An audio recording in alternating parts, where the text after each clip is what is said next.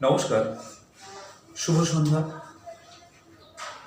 লোকপ্রজ্ঞা দেউলপুর শাখার পক্ষ থেকে সমস্ত শ্রোতা ও দর্শককে জানাই আন্তরিক অভিনন্দন, প্রীতি ও শুভেচ্ছা। লোকপ্রজ্ঞা দক্ষিণবঙ্গ ও রিতম টিভির যৌথ উদ্যোগে একাত্ম ভারত ৩৩ শীর্ষক যে আলোচনা সভার আয়োজন করা হয়েছে প্রতি শনিবার ধারাবাহিকভাবে, সেই যুগান্তকারী এক পদক্ষেপে আজকে আমরা তার একজন স্মারক। ভারতবর্ষের প্রাচীন ঐতিহ্য সংস্কৃতির গৌরবময় অধ্যায়কে বৌদ্ধিক সমাজের সামনে উপস্থাপনের মাধ্যমে যেমন আত্মগৌরব গাথা স্মরণ ও মনন করা যাবে, তেমনি সেই ঐতিহ্যের সেই পরম্পরার একজন যোগ্য উত্তরসূরি হিসাবে নিজেকে প্রস্তুত করতেও এখান থেকে আমরা সাহায্য সহযোগিতা পাব, এই আশা রাখব। যে বিকৃত ইতিহাসের পাকে চক্রে পড়ে বিস্মৃত হতে চলেছি ভারতের বৈশ্বিক কল্যাণময় চেতনাকে, তার প্রতিকারে প্রতিরোধে আমরা সহায়ক হিসাবে পাব একাত্মতা স্তোত্রের প্রতিটি শ্লোকের যথাযোগ্য পাঠ, মনন, চিন্তনের মাধ্যমে। যাই হোক, আজকে ১৭ নম্বর শ্লোকটি আলোচনা করা হবে, যেখানে দেবল ঋষি, নারসী, নানকদেবের মতো মহাত্মদের জীবনের পবিত্র ধারায় আমরা অবগাহন করব। তার আগে শুরুতে থাকছে সংগঠন মন্ত্র। মন্ত্র পাঠ করবেন আমাদের শ্রদ্ধেয়া ঐশী চক্রবর্তী মহাশয়। সংগঠন মন্ত্র পাঠ করছি। ওং সংগচ্ছধ্বং সংবাদধ্বং সংবো মনাংসি জানতাম দেবাভাগং যথা পূর্বে সঞ্জনানা উপাসতে সমান মন্ত্রঃ সমিতিঃ সমানি সমনং মনঃ সহচিত্যমেষাম সমান মন্ত্রমভিমন্ত্রৈব সমানেন বিসাজুহোমি সমানি ব আকুতিঃ সমানা হৃদয়ানি বা সমানমস্তু মনো যথা বঃ সুসহাসতি। ওং শান্তি শান্তি শান্তি। পায়ে পা মিলিয়ে চলো, স্বরে স্বর মিলিয়ে বলো, মনে সমভাব জাগ্রত হোক। পুরাকালে দেবতারা এভাবেই করেছিলেন। সম্মিলিত বুদ্ধিতে কাজ করলে অভীষ্ট সিদ্ধ হয়। এইভাবে চললে মন্ত্র এক হয়, সকলে মিলে একই সিদ্ধান্ত হয়, সভা এক হয় এবং সর্বান্তঃকরণে মন এক হয়। আমরা সকলে মিলে একই সিদ্ধান্তে পৌঁছানোর প্রেরণা এবং সকলে সমান ভোজ্য প্রাপ্ত হই। আমাদের ভাবনা তথা সংকল্প সমান হোক, হৃদয় সমান হোক, মন সমান হোক, যাতে পরস্পর পরস্পরের সহকারী হতে পারি। আমাদের প্রত্যেকের আধি ভৌতিক, আধি দৈবিক এবং আধ্যাত্মিক শান্তি লাভ হোক। নমস্কার। বৈদিক মন্ত্রের সেই চিরন্তন বাণী, সেই কালজয়ী চেতনায় ঋদ্ধ হয়ে আমাদের বৌদ্ধিক এই সংগঠন এগিয়ে চলেছে, এগিয়ে চলবে তার স্বীয় পথে। যাই হোক, মূল বক্তব্যে যাওয়ার আগে এখন স্বাগত ভাষণ রাখবেন শ্রদ্ধেয় শ্রী চন্দ্রকান্ত চক্রবর্তী মহাশয়। দেউলপুরের বিশিষ্ট বিদ্বজ্জনের প্রবুদ্ধ মঞ্চ লোকপ্রজ্ঞা। দেউলপুরের অন্যতম শাখা দেউলপুর লোকপ্রজ্ঞা, যা হাওড়া জেলার পাঁচলা থানার অন্তর্গত। বিগত কয়েক বছরের ধারা অনুযায়ী ভারতবর্ষের প্রাচীন ঐতিহ্য ও সংস্কৃতির অন্যতম ধারক ও বাহক যাঁরা, সেই মহাত্মাদের জীবন এবং সাহিত্য কর্মকে পাথেয় করেই আমরা এগিয়ে চলেছি। লোকপ্রজ্ঞার দক্ষিণবঙ্গের যে মহান উদ্যোগ গোটা দেশবাসীকে পবিত্র, উদার, আধ্যাত্মিক নিবিড় বন্ধনের মাধ্যমে বাঁধতে প্রয়াসী হয়েছে একাত্মতা স্তোত্র 33-এর মাধ্যমে, সেই প্রয়াসকে সকলের সহযোগিতায় সাফল্যমণ্ডিত করার লক্ষ্যেই আমরা এগিয়ে চলেছি এবং আমাদের প্রত্যাশা সকলের সহযোগিতা আমরা পাব। কাল প্রসঙ্গে আমাদের বলতেই হয়, সভ্যতার এই কঠিন সময়ে মানব জাতি যে বিরূপ সময়ের মধ্য দিয়ে চলছে, যে অদৃশ্য শত্রুর সাথে প্রতিনিয়ত লড়াই চালিয়ে যাচ্ছে, তা থেকে পরিত্রাণ পেতে আমাদের ঐক্যবদ্ধ হওয়া প্রয়োজন। আর তা একাত্ম হওয়ার এবং এক প্রাণ হওয়ার সাময়িক এই সমস্যার প্রহর কেটে সূর্যের আলো মাখা শিশিরের ঔজ্জ্বল্যপূর্ণ মুক্ত মালার মতো সকাল আসবে, এই প্রত্যাশা আমরা রাখি। কিন্তু ভারতবর্ষের ঐতিহ্য, ভারতবর্ষের সংস্কৃতির পরিপন্থী যে বিপরীত হাওয়া আমাদের নব্য সমাজকে বিচ্ছিন্ন করছে শিকড় থেকে, সেই বিষবাষ্পের হাত থেকে যুব সমাজকে মূল স্রোতে ফিরিয়ে আনতে দেশের গৌরবময় অতীতকে জানা একান্ত প্রয়োজন।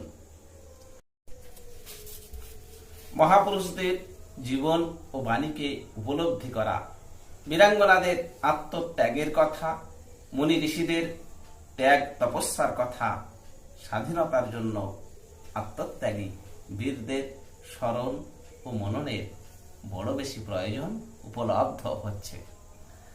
আর তার জন্য দেশের যুব সমাজকে স্বাগত জানাই এই অনুষ্ঠানে।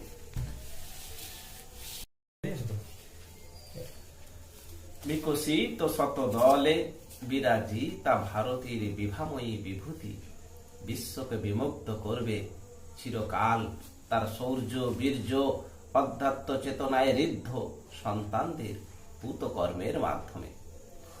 ভারতবর্ষের যে সম্মানের গৌরবের পরম্পরা রয়েছে, ধর্ম, বিজ্ঞান, সাহিত্য প্রভৃতি সমস্ত ক্ষেত্রে, সেই কথা স্মরণ করিয়ে দেশের প্রতিটি মানুষকে উজ্জীবিত, অনুপ্রাণিত করার লক্ষ্যে আয়োজিত একাত্মতা স্তোত্র 33-এর আজকের নিবেদন শ্লোক সংখ্যা 17। শ্লোকটি হল, দেবল রবিদাসশ্চ কবির গুরুনানকঃ নরসি তুলসী দাস দশমেশ দৃঢ়ব্রতঃ। এখন আজকের যে মূল শ্লোক, 17 সংখ্যক শ্লোক, দেবল রবিদাসশ্চ কবির গুরুনানক, এই শ্লোকের বিষয়কেন্দ্রিক একটি সঙ্গীত পরিবেশিত হবে।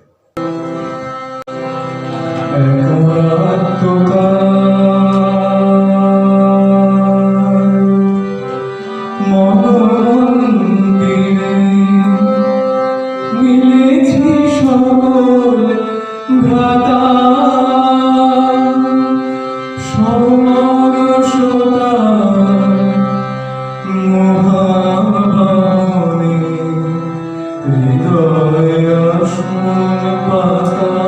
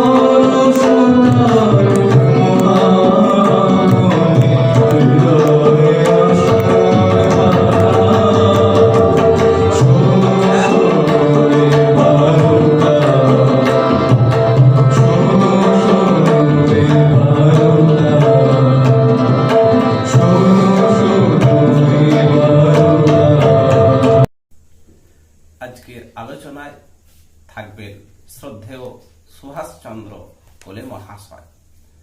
তিনি শিক্ষকতা পেশার সাথে যুক্ত এবং প্রজ্ঞাবান এক সৈনিক। আজকের শ্লোকের ব্যাখ্যানে ওনাকে স্বাগত জানাই।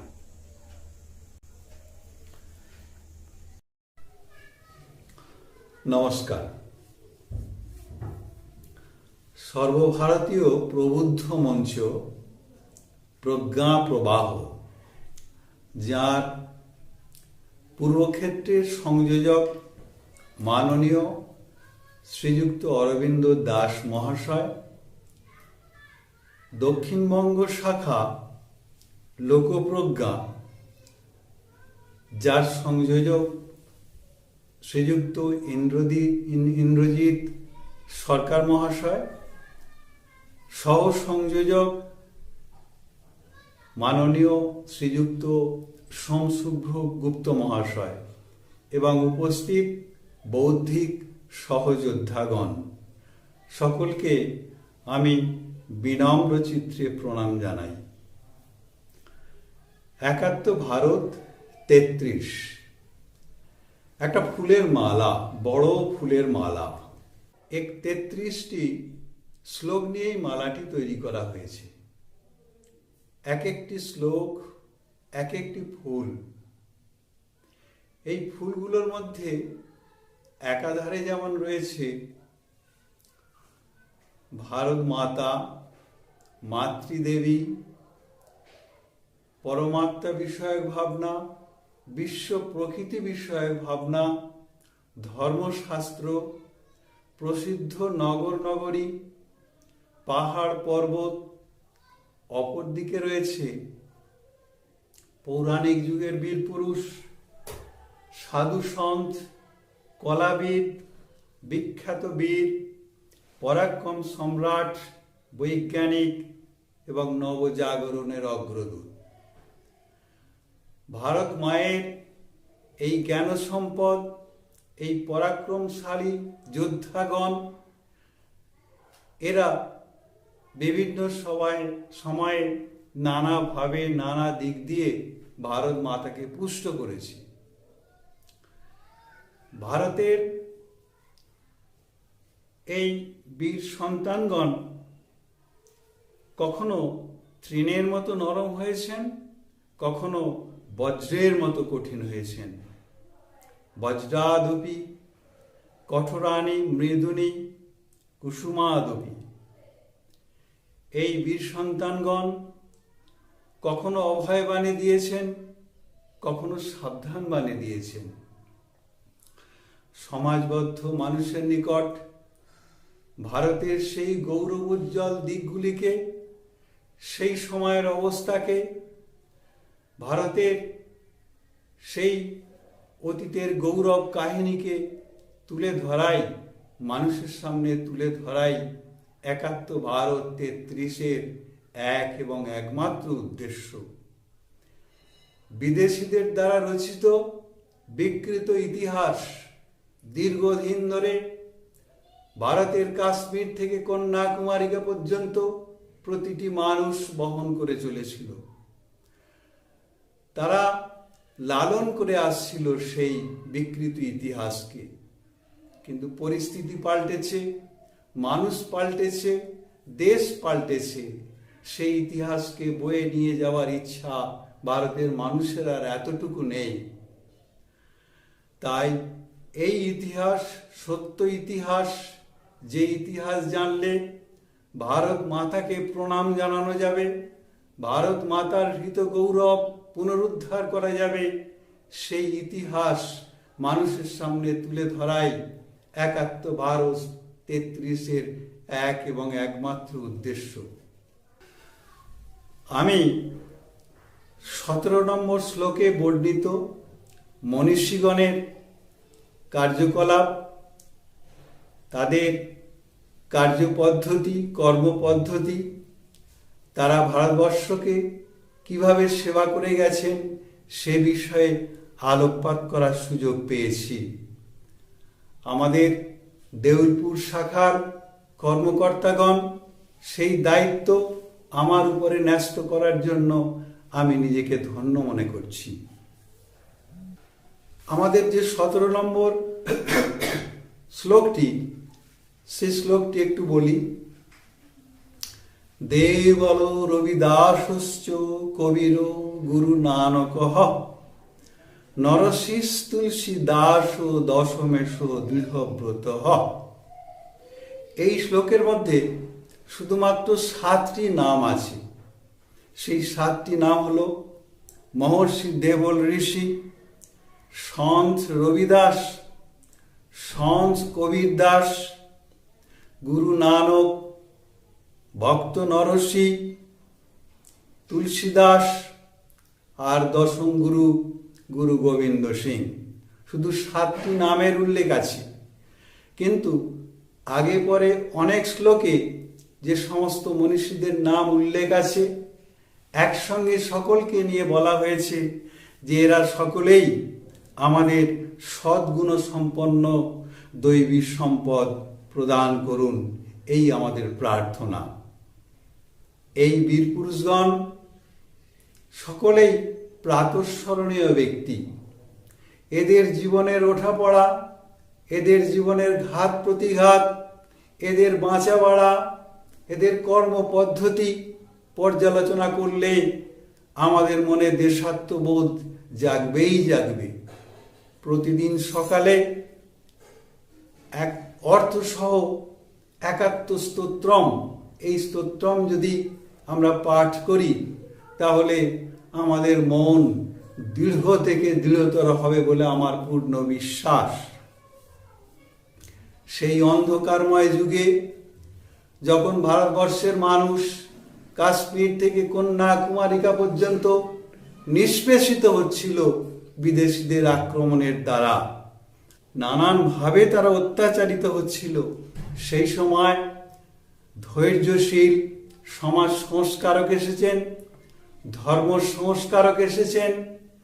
তারা তাদের তেজস্বী ব্যক্তিত্ব দিয়ে ভারতবর্ষকে নানানভাবে সেবা করে গেছেন। তা যদি না হতো তাহলে ধর্মীয় রণাঙ্গনে হিন্দুর সংখ্যা হ্রাস পেতে পেতে আজকের দিনে নিঃশেষ হয়ে যাওয়া অসম্ভব কিছু ছিল না। এইসব মহাপুরুষদের ভিতর বিচক্ষণ চিন্তাবিদ, মনুস্মৃতির সমালোচক মহর্ষি দেবল তার ব্যক্তিত্ব এবং বুদ্ধিমত্তার জন্য আমাদের সকলের দৃষ্টি আকর্ষণ করেছেন। সিন্ধুর ওপর আরব আক্রমণ, পাঞ্জাবের উপরে ধর্মীয় অত্যাচার, পাঞ্জাবের রাজনৈতিক অত্যাচার, পাঞ্জাবকে কুক্ষিগত করার একটা অন্তর্বর্তী সময়ে এই মহাপুরুষ তার তেজস্বিতা নিয়ে নতুন নতুন পথ দেখিয়েছিলেন, নতুন ধর্ম সংস্কারের পথ দেখিয়েছিলেন, নতুন অস্ত্রের সন্ধান দিয়েছিলেন। মহর্ষি দেবল স্মৃতি বলছে যে মুসলমানদের ভ্রষ্টীকরণের ধাক্কায় একবার হিন্দুর জনসংখ্যা অনেকাংশে কমে গিয়েছিল। সেই সময় ব্রাহ্মণ, ক্ষত্রিয় এবং অন্যান্য সম্প্রদায় তারা সংগঠিত হয়েছিলেন। তারা সংগঠিত হয়েছিলেন সিন্ধু নদের ধারে অবস্থিত দেবলমুনির আশ্রমে। সেখানে দেবলমুনি ছাড়াও বহু মুনি ঋষি ছিলেন। তাদের কাছে গিয়ে এই সংগঠিত মানুষ, এই নিষ্পেষিত মানুষ যখন গিয়ে প্রশ্ন করলেন যে আমাদের হিন্দু সমাজের কত নরনারী মুসলমানদের অত্যাচারে ধর্মান্তরিত হচ্ছে, এর কি কোনো বিধান নেই?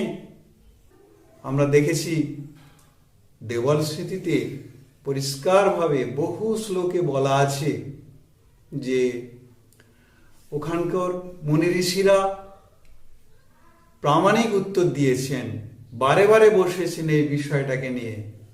শুদ্ধিকরণ এবং ওই সমস্ত মানুষগুলোকে কিভাবে নিজ ধর্মে আবার ফিরিয়ে নিয়ে আসা যায় এ সম্বন্ধে নানান বিধান আমরা দেওয়াল স্মৃতিতে পেয়েছি। আমাদের ধর্মশাস্ত্রের কোষাগারে আপদ ধর্মের মোকাবিলা করার জন্য অনেক অস্ত্র সুরক্ষিত ছিল, শুধু অভাব ছিল সেই অস্ত্রকে ঠিক সময়ে উপযুক্ত জায়গায় প্রয়োগ করার মতো নেতার। আমরা অতীতে সেই নেতা পাইনি, যার জন্য মুসলমানরা আজও পর্যন্ত তারা জগদ্দল পাথরের মতো সমাজের বুকে বসে আছে। দেওয়াল স্মৃতিতে বলা হয়েছে যে মুসলমানদের অত্যাচারে, তাদের বলাৎকারের ফলে, অত্যাচারের ফলে যে সমস্ত নরনারী ধর্মান্তরিত হয়েছিল তাদেরকে ফিরিয়ে আনার ব্যাপারে একটা বিধান দেয়া আছে, যে তারা একটা ছোট্ট প্রায়শ্চিত্ত করে, যদি তারা মনে করে একটা নির্দিষ্ট সময়ের মধ্যে এসে একটা ছোট্ট প্রায়শ্চিত্ত করে আবার নিজ ধর্মে ফিরে আসতে পারে, এ প্রত্যাবর্তনের কথা মনুস্মৃতিতে লেখা রয়েছে বিভিন্ন শ্লোকে।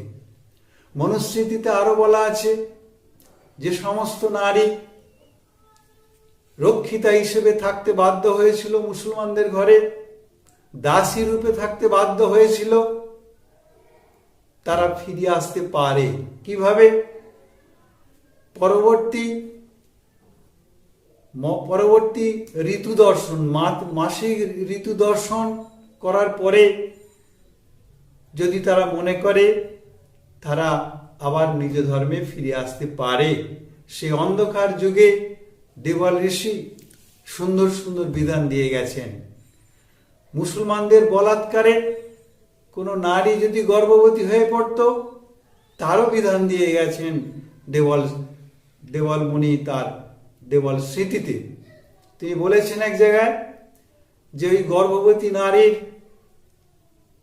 সন্তান ভূমিষ্ঠ হওয়ার পর তাকে শুদ্ধ করে আবার হিন্দু ধর্মে ফিরিয়ে নিয়ে আসা চলতে পারে। নানানভাবে দেওয়াল স্মৃতিতে উপদেশ দেয়া আছে সেই সময়ের মানুষগুলোকে। কিন্তু হিন্দুরা তৎকালীন মুসলমানদের ধর্মীয় আক্রমণের প্রতিকারের জন্য সর্বস্তরে সর্বতোভাবে চেষ্টা করেনি। এটাই দুঃখের বিষয়। সেই অসুবিধার জন্য মুসলমান শক্তি এদেশে দৃঢ় হয়ে জগদ্দল পাথরের মতো আজও চেপে বসে আছে। দেওয়াল মুনি নির্দেশিত এইসব বিধি তৎকালীন হিন্দু সমাজের পূর্ণ সমর্থন পেয়েছিল। যে হিন্দু সমাজ গোড়ার দিকে বর্ণ ব্যবস্থা নিয়ে মত্ত ছিল, তারাই সহস্র সহস্র নরনারীকে শুদ্ধি করে পুনরায় হিন্দু ধর্মে ফিরিয়ে এনেছিলেন। শুধু রাজনৈতিক ক্ষেত্রে নয়, ধর্মীয় ক্ষেত্রেও হিন্দুরা মুসলমানদের দাবিয়ে রাখতে সক্ষম হয়েছিল। তাই মনে হয় যে আজ ভারতবর্ষে যেভাবে হিন্দুদের উপর মুসলমানদের অত্যাচার চলছে, যেভাবে সেই অতীতের ধারা বজায় আছে, তাকে মোকাবিলার করার আজ প্রয়োজন হয়ে পড়েছে। ভারতবর্ষের অন্তরে অন্তরে প্রতিটি মানুষ জাগরিত হোক, এই কামনা করি। এবং দেওয়াল মুনি এবং আজকের যে সমস্ত মনীষী, তাদের রসায়নে নতুন করে তৈরি হোক নতুন ভাবনা, যাতে করে ভারতবর্ষ আবার নতুন একটা সমাজ পেতে পারে। তাই মনে হয় ভারতবর্ষে যেভাবে মুসলমান আক্রমণ আজও অব্যাহত, সেই কথা মনে রেখে এখান থেকে উঠে আসার কথা ভেবে মনে হয় দেওয়াল স্মৃতি আজও প্রাসঙ্গিক। আমাদের নতুন করে লড়াই চালিয়ে যেতে হবে। তৎকালীন সমাজ সংস্কার ও ধর্ম আন্দোলনের শরিকদের মধ্যে অন্যতম ছিলেন গুরু নানক, দয়াল গুরু নানক। গুরু নানক ছিলেন সেই সন্ত যিনি মিস্টিক চেতনা, আধ্যাত্মিকতা, নৈতিকতা ও মানবতার প্রতীক। তিনি এমন একটা সময়ে ভারতবর্ষে জন্মেছিলেন যখন অখণ্ড ভারত উত্তাল, ইসলাম আগ্রাসন, বিভৎসতা, ধর্মান্তরিতকরণে উত্তর ভারত জর্জরিত, পূর্ব ভারত অতিষ্ঠ। মুসলমানদের ক্রূরতা, হিংস্রতা, পৈশাচিক অসহিষ্ণুতা তিনি প্রত্যক্ষ করেছিলেন। এই সমস্ত ঘটনা দেখে দেখে তার ছোটবেলা কেটেছে। পরবর্তীকালে যা তার চরিত্রের উপর, তার রক্তের উপর প্রভাব বিস্তার করেছে। তিনি হিন্দু নিধন রোধ করতে চেয়েছিলেন, ধর্মান্তরিতকরণ রোধ করতে চেয়েছিলেন। তিনি অনেক ব্যথা পেয়েছিলেন সেই সমাজ ব্যবস্থায় হিন্দুদের উপর আক্রমণ দেখে। তিনি চেয়েছিলেন এমন একটা ব্যবস্থা, তিনি চেয়েছিলেন এমন কিছু একটা বিধান দিতে যেখানে হিন্দু মুসলমান সবাই এসে আসন গ্রহণ করবে। মুসলমানদেরও এই ধর্মে আশ্রয় দেওয়ার জন্য তিনি এক নতুন ধারার প্রবর্তন করেন।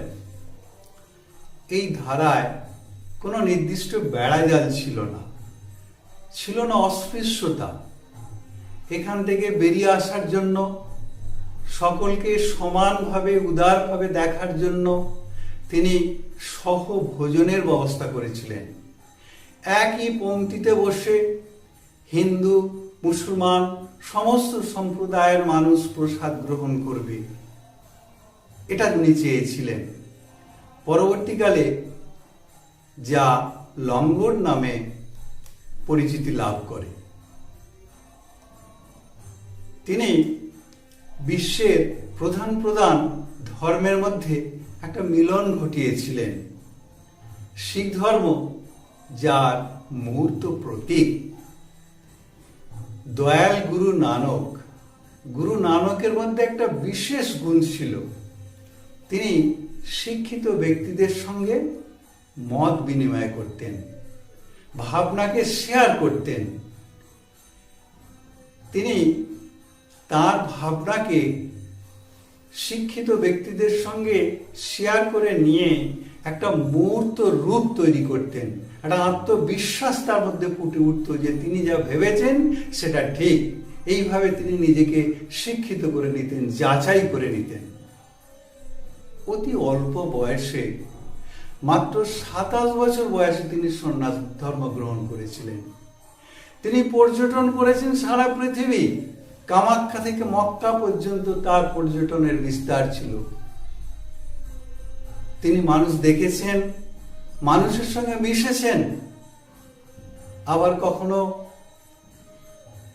মন্দির থেকে বিতাড়িত হয়েছেন, কখনো মসজিদ থেকে বিতাড়িত হয়েছেন। তিনি দেখিয়েছেন যে ঈশ্বর সর্বত্র, ঈশ্বর শুধু মন্দিরে নেই, মসজিদে নেই। কথিত আছে একবার মক্কার কোনো ধর্মীয় প্রতিষ্ঠানে তিনি শুয়েছিলেন। সেই ধর্মীয় প্রতিষ্ঠানে ধর্মগুরুর আপত্তিতে তিনি উত্তর দিয়েছিলেন যে ঈশ্বর যেদিকে নেই তার পা দুটো যেন সেই দিকে করে দেয়া হয়। এখানেও তিনি গুরু। বহুদিন পর আবার সেই স্বর শুনলাম বর্তমানে আর এক কবি দার্শনিকের কণ্ঠে। আকাশ ভরা সূর্য তারা, বিশ্ব ভরা প্রাণ, তাহারি মাঝখানে আমি পেয়েছি মোর স্থান। অথবা তোমার পরশ ছড়িয়ে রয়েছে দুলোকে ভুলোকে গোলকে সত্তার প্রতিপলকে। গুরু নানক, দয়াল গুরু নানক বিশ্ব ভ্রমণ করেছিলেন। বিশ্ব ভ্রমণের অভিজ্ঞতা তিনি ভক্তিগীতির আকারে পুঁথিতে লিখে রেখেছেন। কার সাহায্য নিয়ে? তার সঙ্গী মর্দানার সাহায্য নিয়ে। সেই ভক্তিগীতিতে কি ছিল? হিন্দু ধর্মের সমন্বয়বাদ ছিল, প্রসারতা। দিবে আর নিবে, মেলাবে মিলিবে, যাবে না ফিরে এই ভারতের মহামানবের সাগর তীরে। উপাসনা পদ্ধতিকে তিনি সর্বজন গ্রাহ্য করে গড়ে তুলেছিলেন, যাতে হিন্দু মুসলমান সবাই গ্রহণ করতে পারে। সেজন্য ঈশ্বরের নিরাকার উপাসনা পদ্ধতি চালু করেছিলেন। মুসলমানরা এতে আকৃষ্ট হয়েছিল, তারাও হিন্দু ধর্মের দীক্ষা গ্রহণ করেছিল। তারাও গুরু নানকের পদতলে আশ্রয় নিয়েছিল। গুরু নানকের তো সেটাই এক এবং একমাত্র উদ্দেশ্য, যে মানুষের মধ্যে বিভেদ থাকবে না, মুসলমানরা হিন্দুদের উপর অত্যাচার করবে না। তার ভাবনা সফল হয়েছে। এককালে স্বামীজি বলেছেন যে গুরু নানক বিশ্ব প্রেম প্রচার করেছেন। মহাকাব্যিক বিশ্বতাযুক্ত বিশ্ব প্রেম তিনি দ্বারে দ্বারে বিলিয়েছেন। কাশ্মীর থেকে কন্যাকুমারী পর্যন্ত তিনি ছুটিয়ে গেছেন প্রেম বিলোবার জন্য। তিনি আলিঙ্গন করেছেন হিন্দু ধর্ম সমস্ত সম্প্রদায়ের মানুষকে। উদ্দেশ্য ছিল হিন্দু ধর্মকে বাঁচানো। তার একমাত্র উদ্দেশ্য ছিল ধর্ম আন্দোলন, সমাজ সংস্কার করতে হবে, যার মধ্য দিয়ে প্রতিটি মানুষ সমভাবাপন্ন হবে। আমরা সেই সময় শ্রী চৈতন্য মহাপ্রভুকে দেখেছি, তিনি দুহাত তুলে প্রেম বিলিয়েছেন মানুষের মধ্যে। পূর্ব ভারতের সর্বত্র ঘুরেছেন, দক্ষিণ ভারতের সর্বত্র ঘুরিয়েছেন। তিনি প্রেম বিলিয়েছেন মানুষের মধ্যে, আচণ্ডালে প্রেম দিয়েছেন, কাউকে ছোট ভাব দেখাননি।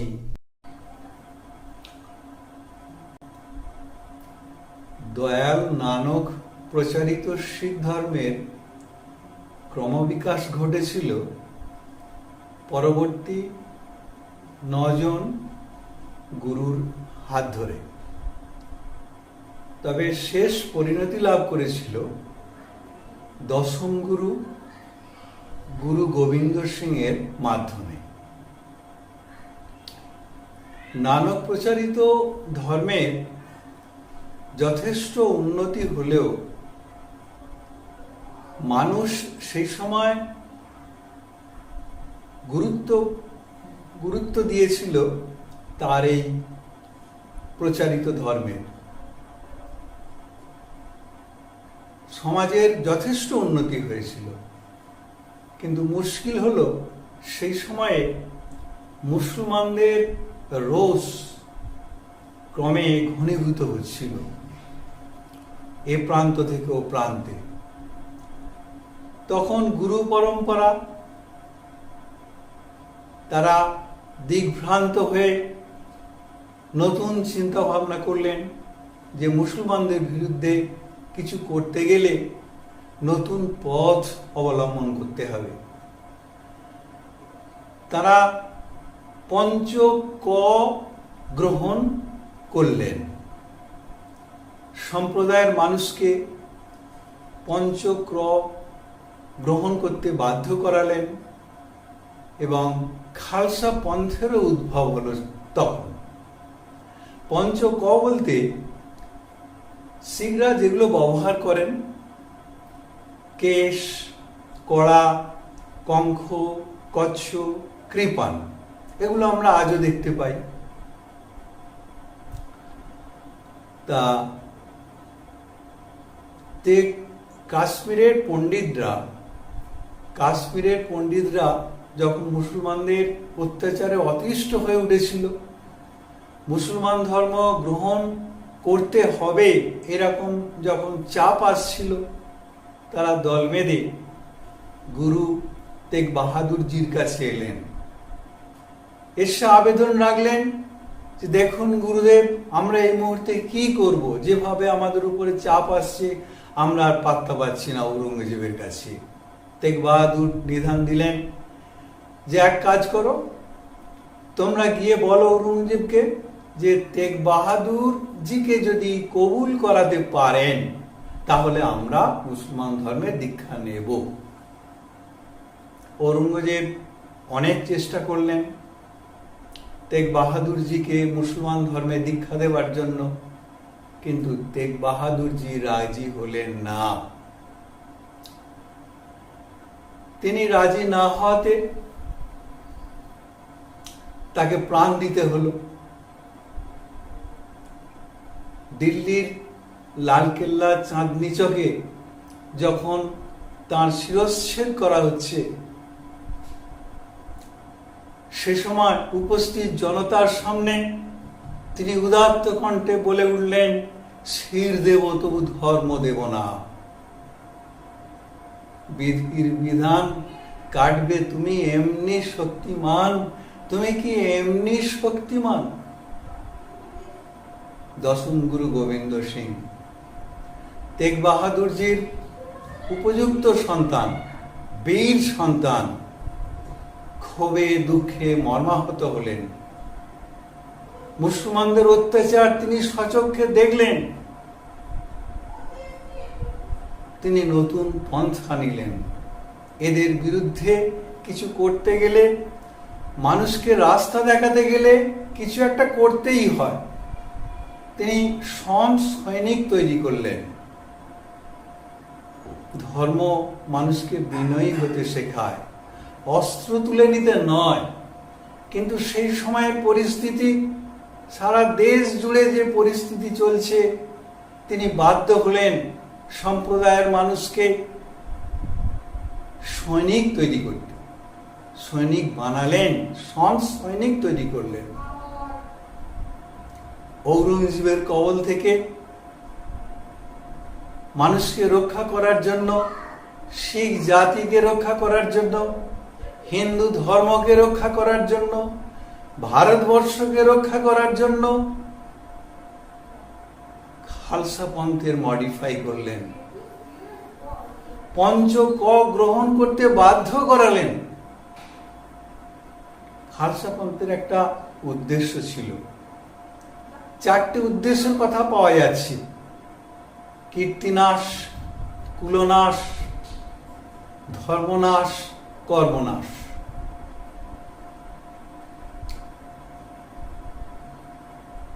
একটা খালসা পন্থে একটা নিয়ম, সৈনিকদের একটা নিয়ম সকলকে মানতে বাধ্য করা হতো। সেটা হচ্ছে, শিখ জাতি কোনোদিন মুসলমানদেরকে নমস্কার জানাবে না। অন্যান্য নীতির সঙ্গে, সবকিছু নিয়মের সঙ্গে এটা সকলকে মানতে বাধ্য করা হয়েছিল। আমরা ইতিহাসে দেখেছি, দশম গুরু গোবিন্দ সিং এর প্রথম পুত্র অজিত সিং, মধ্যম পুত্র, দ্বিতীয় পুত্র জুঝার সিং বীর বিক্রমে মুসলমানদের সঙ্গে যুদ্ধ করেছেন। সেই ধর্মযুদ্ধে তারা প্রাণ বিসর্জন দিয়েছেন। মর্মাহত হয়েছেন গুরু গোবিন্দ সিং। আরো মর্মান্তিক দৃশ্য তাকে দেখতে হয়েছে জীবনে। তার তৃতীয় পুত্র জরোয়ার সিং, চতুর্থ পুত্র ফতেহ সিং, এদের বয়স কত? জরোয়ার সিং এর বয়স তখন বোধহয় 8 বছর হবে, ফতেহ সিং এর বয়স 6 বছর হবে। ঔরঙ্গজেব তাদেরকে বাধ্য করাবার চেষ্টা করছিলেন যে তোমাদেরকে মুসলমান ধর্ম গ্রহণ করতে হবে। অতটুকু ছেলে ধর্মের জন্য, ধর্ম সংরক্ষণের জন্য তারা বেঁকে বসেছিল দুধের বালক। মুসলমান ধর্ম গ্রহণ করতে অস্বীকার করা ঔরঙ্গজেব ওই দুধের বালক ছেলে দুটোর চারিদিকে দেয়াল তুলে দিয়েছিল এবং পরবর্তীকালে তাদেরকে হত্যা করা হয়েছিল। নানক থেকে গুরু গোবিন্দ সিং পর্যন্ত প্রত্যেক ধর্মগুরু মুসলমানদের সে অত্যাচার দেখে শিখ ধর্মকে ক্ষাত্র তেজে উন্নীত করেছিলেন, রাজনৈতিক আন্দোলনের রূপ দিয়েছিলেন বাধ্য হয়ে। একটা ধর্মের কাছে এটা আশা করা যায় না। গুরু গোবিন্দ সিং এর আরো একটা মস্ত বড় গুণ ছিল, তিনি কিন্তু সাহিত্য রচনা করতেন। তিনি অনেক কিছু লেখালেখি করেছেন, আমাদের উপহার দিয়েছেন। সাহিত্য জগতে তিনি ছাপ রেখে গেছেন। তিনি 24 অবতার লিখেছেন, চণ্ডী চরিত্র লিখেছেন, কৃষ্ণাবতার, রামাবতার, এই সমস্ত বইগুলো তিনি আমাদের উপহার দিয়ে গেছেন সাহিত্য জগতে। মানুষ সেগুলো থেকে জ্ঞান সঞ্চয় করেছে, সকলে সমৃদ্ধ হয়েছে। আমরা দশম গুরু গোবিন্দ সিং এর কাছে সশ্রদ্ধ চিত্তে প্রণাম জানাচ্ছি। এরকম একজন মানুষ, কি ভাগ্যের পরিহাস, প্রতিবেশীদের দ্বারা বিতাড়িত হলেন। তিনি বিতাড়িত হয়ে চলে গেলেন দাক্ষিণাত্যে, মনের দুঃখে ক্ষোভে যন্ত্রণায় দাক্ষিণাত্যে চলে গেলেন, কিন্তু তার প্রিয় প্রতিবেশীদের বিরুদ্ধে একটা কথাও উচ্চারণ করেননি। কত বড় মাপের মানুষ হলে এই গুণ অর্জন করা যায়, কিন্তু ভাগ্যের পরিহাস, পাঠান আততায়ীর হাতে তাকে প্রাণ দিতে হলো দাক্ষিণাত্যে। গুরু নানক এবং তার জীবনী এবং গুরু পরম্পরা আমাদের একটা মস্ত বড় শিক্ষা দেয়। ধর্ম সংরক্ষণের জন্য, ধর্ম আচরণের জন্য, ভারত সংস্কৃতির জন্য, ভারত মাতার জন্য কত বড় মাপের ত্যাগ স্বীকার করতে হয়, কত বেশি নিজেকে আত্মসমর্পণ করতে হয়, তবেই একটা জাতিকে রক্ষা করা যায়। এই শিক্ষা এই গুরু পরম্পরা থেকে আমরা শিখেছি। তারা শিখিয়ে দিয়ে গেছেন কি মহান দায়িত্ব পালন করা আমাদের কর্তব্য। ভারত বিরোধী, হিন্দু সংস্কৃতি বিরোধী যে সমস্ত শক্তিগুলো মাথাচাড়া দিয়েছে বর্তমানে, তাদের চাপে ভারত ধর্ম আজ ভুল লুণ্ঠিত। এই আদর্শকে সামনে রেখে, এই গুরু পরম্পরা শিখ ধর্মের আদর্শকে সামনে রেখে যদি না আমরা লড়াই চালাতে পারি, আমাদের ধর্ম সংরক্ষণ করতে না পারি, তাহলে বিধর্মীদের হাতে চলে যেতে আর বেশি সময় নেই। আজকের ভারতবর্ষ, সারা পৃথিবীর মানবকুল অনেক কিছু থেকে বঞ্চিত হয়ে যাবে। তারা বঞ্চিত হবে ভারতের আধ্যাত্মিকতা থেকে, ভারতের ধর্ম থেকে, ভারতের সংস্কৃতি থেকে, ভারতের নৈতিকতা, মানবতা থেকে সারা পৃথিবী বঞ্চিত হয়ে যাবে। এটা আমাদের কাছে একটা কষ্টের বিষয়। এমনও দিন আসতে পারে, দেখা যাবে যে হিন্দু ধর্মের মানুষ, হিন্দু সম্প্রদায়ের মানুষ, হিন্দু সংস্কৃতির মানুষ, তারা তাদের ধর্ম সাধন করার জায়গাটুকু পর্যন্ত পাবে না। এরকম একটা ভয়ঙ্কর দিন এসে যেতে পারে। বর্তমান ভারতবর্ষের মানুষ, সুভাষচন্দ্র গান্ধীজি দেশের মানুষ, যদি না আমরা এখনই একত্র হয়ে এর বিরুদ্ধে কিছু একটা করতে পারি, তাহলে সারা পৃথিবী ভারত ধর্ম থেকে বঞ্চিত হবে। আর ভারতের গীতা, ভারতের ধর্ম, ভারতের রামায়ণ মহাভারত, তার মধ্যে যে ধর্মের কথা লেখা আছে, সত্যের কথা লেখা আছে, সেই সত্য থেকে সারা পৃথিবী বঞ্চিত হয়ে যাবে, এটুকু আমাদের দৃঢ় বিশ্বাস। এই শুভ লগ্নে আমরা শ্রীকৃষ্ণ এবং গুরু নানকের কাছে প্রার্থনা জানাই ধর্ম সংরক্ষণের জন্য, অখণ্ড ভারতের কামনার জন্য, অখণ্ড ভারতকে ফিরে পাওয়ার জন্য। তারা যেন তাদের শক্তির কিছুটা অংশ আমাদের উপর বর্ষিত করেন, এই আমাদের একান্ত প্রার্থনা। মুসলমানদের দ্বারা আক্রান্ত হতাশ জনগণকে নতুন মনোবল এনে দিয়েছে রামচরিতমানস। রামচরিতমানসের সৃষ্টিকর্তা তুলসীদাসকে প্রণাম জানাই। সেই সময় মানুষ যখন হতাশায় দিগ্ভ্রষ্ট হয়ে পড়েছিল, রামচরিতমানস সৃষ্টি করার জন্য মানুষ অনেকটাই মনোবল ফিরে পেয়েছিলেন। আমরা সন্ত কবিরের কথা জানি, যিনি মানব প্রেমিক বলা চলে, দেশপ্রেমিক বলা চলে সন্ত কবিরকে। তিনি প্রেমের কথা বলেছেন, জীবনের কথা বলেছেন। তার লেখা কবিতা, গান পরবর্তীকালে সুফি ধারার সঙ্গে যোগ করে দেওয়া হয়েছে, মরমিয়াবাদের সঙ্গে যোগ করে দেওয়া হয়েছে। আমরা দেখেছি তিনি কিন্তু অতীন্দ্রিয়বাদী। তার সমস্ত লেখার মধ্যে একটা জিনিস ফুটে উঠত, যে ভাবটা বর্তমানে আর এক কবি দার্শনিক রবীন্দ্রনাথের লেখায় ফুটে উঠেছে।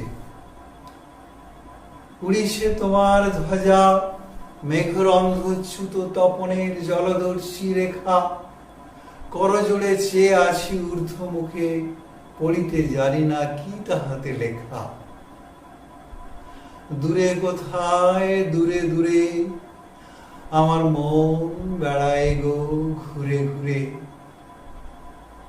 তিনি তার লেখায় সরল লোকায়ত উপাদান ব্যবহার করেছেন, যাতে সহজ সরল মানুষগুলো গভীর ভাবকে বুঝতে পারে। এর মধ্য দিয়ে তিনি অতি নিচুর তলার মানুষ, সাধারণ মানুষ, খেটে খাওয়া মানুষের দোরগোড়ায় গিয়ে হাজির হতে পেরেছিলেন। মানুষকে বোঝাতে পেরেছিলেন যে প্রেমের মধ্য দিয়েই ঈশ্বরকে পাওয়া যায়, প্রেমের মধ্য দিয়েই মানুষকে পাওয়া যায়, আসলে মানুষই ঈশ্বর। এ কথা তিনি বোঝাতে পেরেছেন। প্রণাম জানাই সন্ত কবিরকে। সন্ত কবিরের কথা এলে একটা দুটো তার দোহার কথা বলতেই হয়, তা নাহলে আলোচনা অসম্পূর্ণ থেকে যায়। এক জায়গায় লিখছেন, looking at the grinding stones, Kabir laments, in the duel of the wheel nothing stays intact. অর্থাৎ পিষ্টকারী জাঁতার মাঝে কবি বিলাপ করছেন, পিষ্টকারী জাঁতার মাঝে তাকিয়ে কবি বিলাপ করছেন। চাকার দৈত্যের মাঝখানে কিছুই অক্ষত থাকে না। একটা ভাব, একটা বিশ্ব ভাবনা এর মধ্য দিয়ে উঠে এসেছে। উনি আবার আরেক জায়গায় বলছেন, সবয় রাসায়ন ম্যায় কিয়া প্রেম সমান না কোয়, রতি ইক তান মে সঞ্চারে সত্তন কাঞ্চন হয়ে। মানে সব রসায়ন চোখে দেখেছি, প্রেমের সমান কিছু নেই। রতি পরিমাণ শরীরে গেলে পুরো শরীরটাই স্বর্ণ হয়ে যায়। ঠিকই তো, সত্যিকারের প্রেম যদি আমাদের আসে, এবং অল্প প্রেমও যদি আসে, তাহলে আমাদের অন্তরটা পূর্ণ হয়ে যায়। বাহিরের বৈরাগ্য অন্তরের পূর্ণতা এনে দেয়।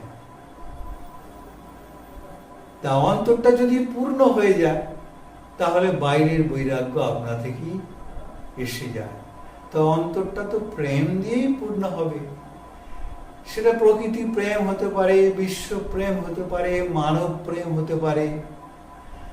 আমাদের ভারতবর্ষের ভারতীয় সংস্কৃতিতে, ভারত ধর্মে, বৈদিক ধর্মে পদে পদে প্রেমের কথাই বলা হয়েছে, ছত্রে ছত্রে প্রেমের কথাই বলা হয়েছে।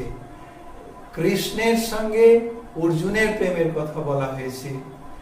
তা সেই প্রেম আমরা শরীরে যদি ধারণ করি, আমাদের শরীরে আপনা থেকেই বৈরাগ্য এসে পড়বে।